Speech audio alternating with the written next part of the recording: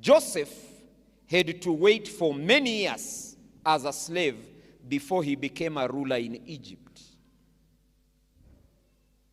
When Joseph was enslaved and sold to the Ishmaelites, he must have prayed to the God of his father saying, please save me from this bondage. God did not save him that day, that week, or that month. But many years later, God saved him and he became a ruler of Egypt. Joseph had to wait. I'm asking you, can you wait? You just prayed yesterday.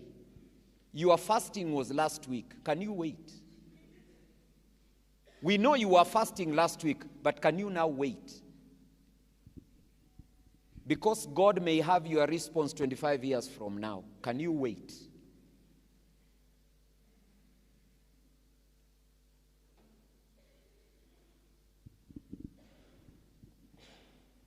Abraham and Sarah had to wait many years before getting their promised son. I'm asking you, can you wait?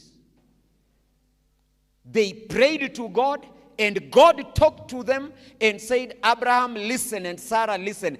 I will give you a child of your own. Are we together? They said yes. And then they went waiting. Can you imagine? They had God, and they were sure that God has said he will give a child. I'm asking you, Baratonians, can you wait? Pastoral prayer has been offered many Sabbaths. You have walked up front. You have raised your hand with a prayer. Now I'm asking, can you wait? Can you now wait for the answer? Can you now wait? That's just the question I came to ask you. Can you wait? Between the time when David was anointed king and when he actually became king were many years in between. Can you imagine you are taking care of sheep and a prophet comes and anoints you and says, I've anointed you king. And after the anointment, you go back to the sheep. Maybe you didn't get it. Let me repeat again. You are anointed king, and after the anointing, you are king according to God. Then you go back to the sheep. And you go back to carrying lunch for soldiers who are at the battle. And you go back being a houseboy in the king's palace. And being an entertainer of playing flute for the king. And after that, chased by the king. And yet you are the anointed king, anointed by God. And many years you are in the bushes, anointed king. And you are in the bushes running away from the rejected king. The anointed king running away from rejected king, because that is what waiting entails.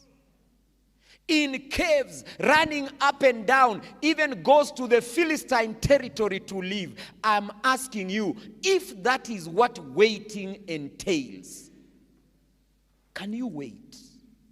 Waiting is not just sitting, sipping juice or drinking hot porridge, eating hot porridge. No, waiting is a hot activity of running, of struggling, of suffering. I'm asking you, Baratonians, can you wait?